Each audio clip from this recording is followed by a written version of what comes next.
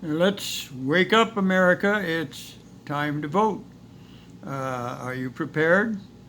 Have you done your homework? Well, let's think about it. It appears that fear of Trump getting reelected has created a quagmire among the members of the opposition Democratic Party. The divide has widened the space between the liberals and the conservatives within the party. Bernie Sanders represents the left, and Joe Biden represents the right. Whichever candidate gains the nomination to run against Trump will fear that the losing candidate's supporters might either lose interest or even remain spiteful and neglect to actually go to vote. Well, the reality remains that anybody, even Homer Simpson, could prevail over Donald Trump. But among the Dems, fear prevails, causing them to favor the conservative side.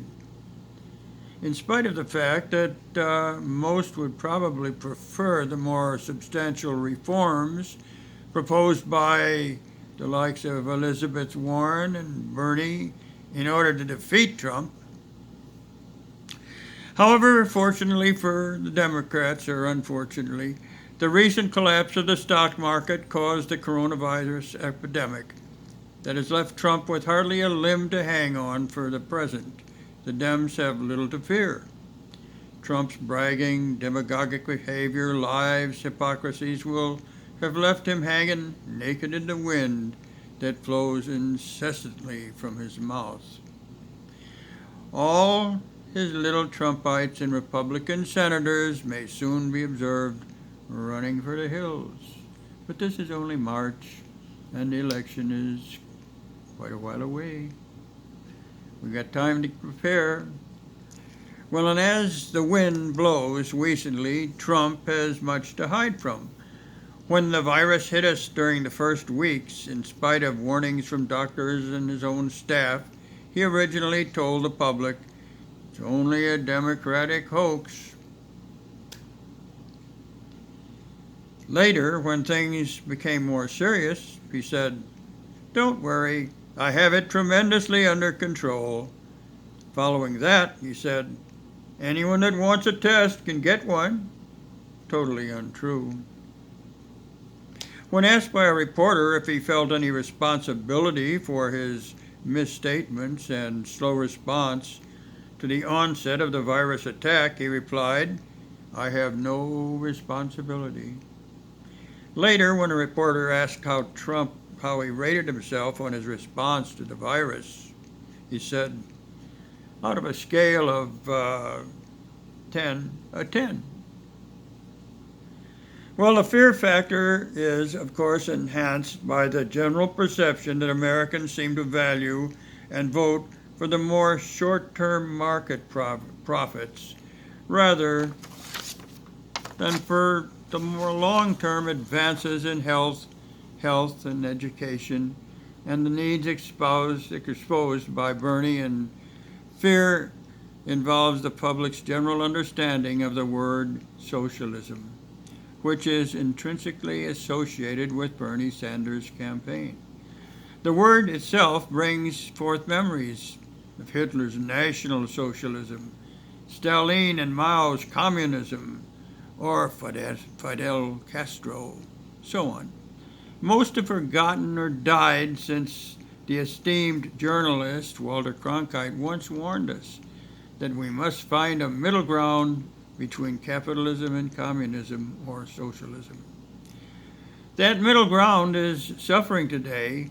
In reality, generally, the word socialism refers to areas where people's interests are better served by central governments than by private interests. Well, what's the situation then with healthcare, education, socialism, and the likes of Bernie? Arguably, healthcare and education should fall into the same category as the Army, the Post Office, Social Security, the justice system, and so forth. Particularly, health care and education should not be for profit.